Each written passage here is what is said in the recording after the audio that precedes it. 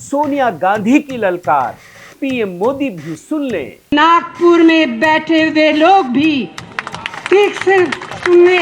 मगर ये क्या, सोनिया की ललकार पर मोदी जी चुप हैं और वाजपेयी जी गरज रहे हैं। हम यहाँ लोगों से चुन के आए हैं और जब तक लोग चाहेंगे हम रहेंगे। सोनिया भी कमजोर नहीं हैं, सीधे सीधे धमकी पर उतर आई हैं। लोकतंत्र को नष्ट करने की चाहे जितनी भी कोशिश आप कर लें। अरे प्रधान सेवक जी, केवल काम ही करते रहिएगा, कोई बात नहीं।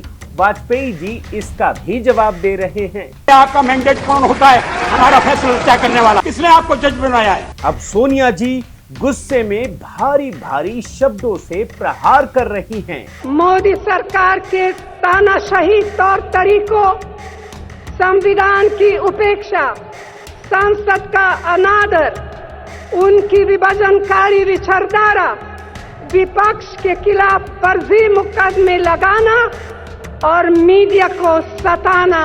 लेकिन मोदी जी, आपके धैर्य की प्रशंसा करनी होगी। लेकिन देखिए, वाजपेयी जी इसका भी जवाब दे रहे हैं। अभी तो मैं पढ़कर दंग रह गया जब मैंने श्रीमती सोनिया जी का भाषण पढ़ा।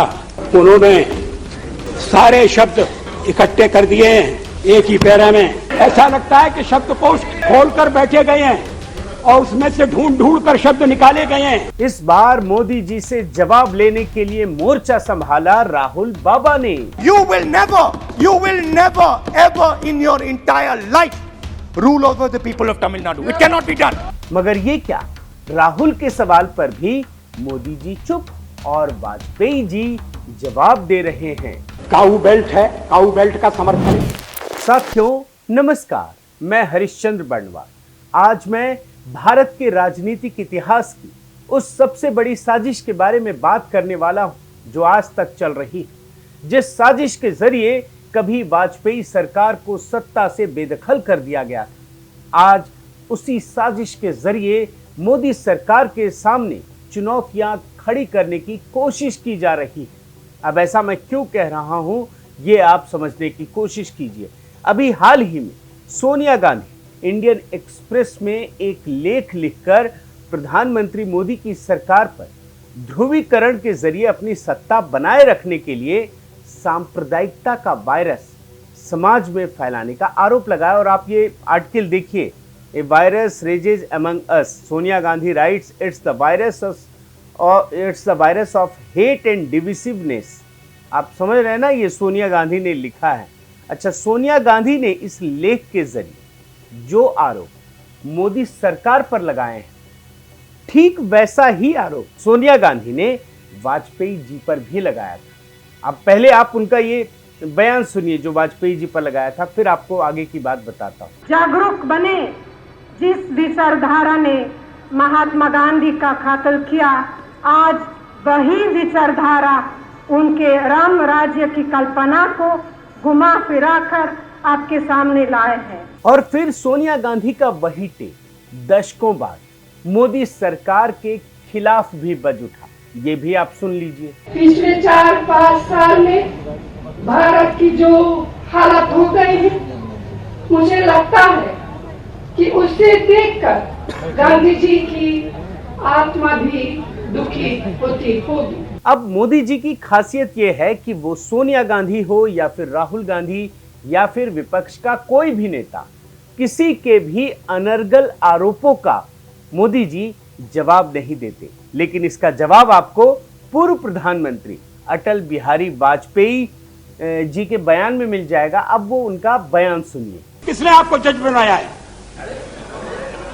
आप यहाँ तो शक्ति परीक्षण के लिए तैयार नहीं है। अब जब असेंबली के चुनाव होंगे तब हो जाएंगे 2-2 हाथ। लेकिन ये क्या है? तो सभ्य तरीके से लड़िए, इस देश की मर्यादाओं का ध्यान रखिए।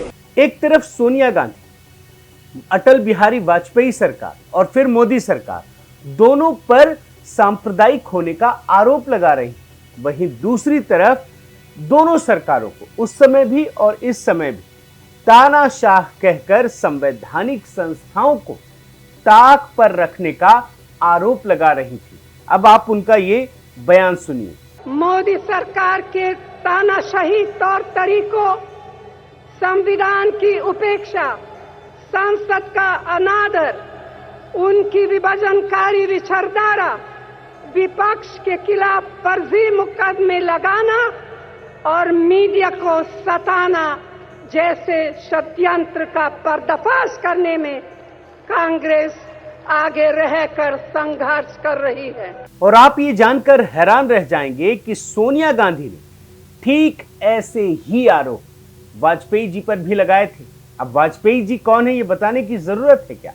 सोनिया गांधी या उनके पति राजीव गांधी के नाना, उनके साथ वाजपेयी जी काम कर चुके हैं।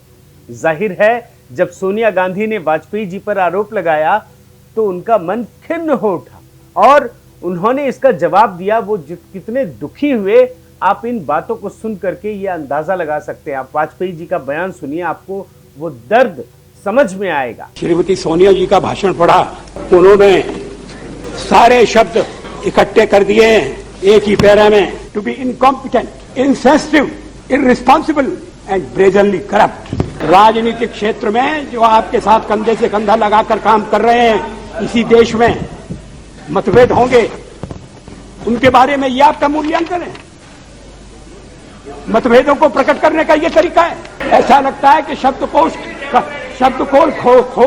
खोल कर बैठे गए हैं और उसमें से ढूंढ कर शब्द निकाले गए हैं, लेकिन ये शब्दों का खेल नहीं है। वैसे सोनिया गांधी वाजपेयी हो या मोदी, दोनों के खिलाफ सिर्फ सेक्युलरिज्म और लोकतंत्र को ही हमले का आधार नहीं बनाया, बल्कि जो देश की सामरिक नीति जिस पर पूरा देश एक होता है, उसमें विपक्ष भी एक होता है क्योंकि राष्ट्रहित की बात होती है। लेकिन उन्होंने देश की सामरिक नीति और जवाबी कार्रवाई को लेकर भी सरकार पर निशाना साधा। अब आप ये देखिए, पोखरण 2 वाले परमाणु परीक्षण के बाद भी सोनिया गांधी ने ठीक वैसे ही आरोप लगाए जैसा पाकिस्तान पर बालाकोट एयर स्ट्राइक के समय मोदी सरकार के समय किया था। अब आपको मैं दोनों चीजें एक एक करके दिखाता हूं। देखिए, जब इंडियन एयरफोर्स ने बालाकोट पर स्ट्राइक किया, उस समय कांग्रेस ने सवाल खड़े किए थे, याद है ना आपको? 2019 की बात है, जिस पर लोगों को बहुत गुस्सा आया और मोदी सरकार को लोगों ने और ज्यादा बहुमत दिया। ये एयर स्ट्राइक की खबर है। लेकिन सामरिक नीति पर सोनिया गांधी ने किस प्रकार से विरोध किया, उस पर वाजपेयी जी ने संसद में जवाब दिया था। अब आपको वो जवाब भी सुनना चाहिए, क्योंकि मोदी सरकार के दौर में भी जो वाजपेयी जी ने जवाब दिया था वो आज भी प्रासंगिक। अब मैं आपको उनका ये बयान सुनाता हूं, सुनिए। ये आश्चर्य है कि परमाणु परीक्षण की भी आलोचना की गई। पूछा गया देश के सामने कौन सा खतरा था। मैं 1974 में सदन में था जब श्रीमती इंदिरा गांधी के नेतृत्व में परमाणु परीक्षण किया गया था। हमने उसका स्वागत किया था, प्रतिपक्ष में थे फिर भी स्वागत किया था, क्योंकि देश की रक्षा के लिए वो किया गया था। उस समय कौन सा खतरा था? क्या आत्मरक्षा की तैयारी तभी होगी जब खतरा होगा? ठीक इसी प्रकार सोनिया गांधी ने वाजपेयी सरकार और मोदी सरकार दोनों को बदनाम करने के लिए एक फर्जी घोटाला क्रिएट किया। अब आपको मैं जो बता रहा हूं, आप ध्यान से देखिएगा, एक बड़ी साजिश की लकीर नजर आएगी आपको। आपको याद है वाजपेयी सरकार के समय में करगिल वॉर हुआ था, पूरा देश राष्ट्रवाद से भर गया था। वाजपेयी जी की इमेज कितनी, मतलब राष्ट्रवाद की इमेज कितनी बढ़ गई थी, यह अंदाजा लगाना भी उस समय मुश्किल था। वाजपेयी जी को कोई नहीं हरा सकता, लेकिन उस राष्ट्रवाद को खत्म करने के लिए जो वाजपेयी जी की इमेज से जुड़ा हुआ था, सेना से जुड़ा एक फर्जी घोटाला, ताबूत घोटाला क्रिएट किया गया और बार बार झूठ बोलकर वाजपेयी जी के नाम के साथ उसे चिपका दिया गया। और आप रिपोर्ट में भी देख सकते हैं कि जब वाजपेयी जी की सरकार सत्ता से चली गई, कुछ वर्षों बाद जब उसकी फाइनल रिपोर्ट आई तो पता चला कि ऐसा तो कोई घोटाला हुआ ही नहीं था। ये सिर्फ और सिर्फ क्रिएट किया गया ताकि वाजपेयी जी की सरकार को बदनाम किया जा सके। आप रिपोर्ट में ये देख सकते हैं। और यही साजिश सोनिया गांधी की कांग्रेस ने 2019 के चुनाव से पहले मोदी जी के साथ किया। याद है ना आपको, राफेल घोटाला? कमान संभाला था ये युवराज राहुल गांधी ने, और चौकीदार चोर है। कितना कितनी बार इस बात को बार बार जनता के सामने बोला गया और हर अदालत में मोदी जी बेदाग साबित हुई। सुप्रीम कोर्ट में दो बार गए और कहीं कुछ भी नहीं निकला कि राफेल तो घोटाला तो कुछ है ही नहीं। ये एक मानसिक दिमाग की उपस्थिति जैसा वाजपेयी जी के समय किया गया था। आप रिपोर्ट में देखिए, Supreme Court dismisses plea to review Rafale ruling, मतलब दो बार सुप्रीम कोर्ट में भी इसे खारिज किया गया है। आप याद रखें, और राहुल गांधी को माफी भी मांगनी पड़ी थी। यहां भी प्रधानमंत्री मोदी को वाजपेयी जी की तरह ही बदनाम करने की साजिश थी, उनके राष्ट्रवाद की इमेज को धक्का पहुंचाने की साजिश थी। लेकिन इस बार जनता की अदालत में मोदी जी ने इस साजिश को नाकामयाब कर दिया और चौकीदार चोर है की जगह जनता ने कहा कि हम भी चौकीदार हैं। और बात सिर्फ राष्ट्रीय स्तर की नहीं बल्कि अंतर्राष्ट्रीय स्तर पर भी मोदी सरकार हो या फिर वाजपेयी सरकार, दोनों को बदनाम करने की साजिश रची गई। पूरा इकोसिस्टम इन दोनों को बदनाम करने में जुटा रहा। मोदी सरकार के बारे में तो आप बहुत कुछ जानते होंगे, लेकिन मैं आपको वाजपेयी सरकार के बारे में बताता हूं। आप देखिए, ये जून 2002 में टाइम मैगजीन ने प्राइम मिनिस्टर अटल बिहारी वाजपेयी को बदनाम करने की कोशिश की और जानते हैं क्या लिखा? शीर्षक दिया अस्लीप एट द व्हील, मतलब वाजपेयी सरकार सोते रहे। जरा सोचिए किस प्रकार से वाजपेयी जी को बदनाम करने की कोशिश की गई, उन्हें तक नहीं छोड़ा गया और वही साजिश आज भी रची जा रही है। अब याद रखिएगा, जब मैं टाइम मैगजीन की बात कहता हूं तो उसके लिखने वाले कौन होते हैं? वो वही इकोसिस्टम का हिस्सा होते हैं। आप देखिए, टाइम मैगजीन ने 2019 में प्रधानमंत्री मोदी को क्या लिखा, किस प्रकार से प्रचंड जनादेश का अपमान किया था। और ये वो मोदी जी हैं जिन्होंने 3 दशक के बाद इतना बड़ा बहुमत हासिल किया था। उनको लिखा था इंडियाज डिवाइडर इन चीफ। अब जरा सोचिए, भारत के जनमत का ये इकोसिस्टम किस प्रकार से अपमान करता है।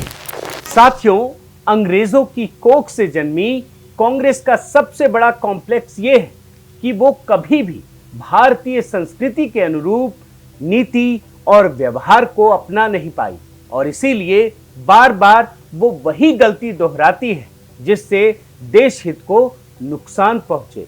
और यही कारण है कि आज वो विपक्ष में भी अपने अस्तित्व को बचाने की लड़ाई लड़ रही है। बहुत बहुत धन्यवाद। आपसे गुजारिश है कि आप मेरे इस चैनल को जरूर सब्सक्राइब कीजिए, लाइक कीजिए, शेयर कीजिए, कमेंट कीजिए और इस बेल आइकन को प्रेस करना मत भूलिएगा। नमस्कार।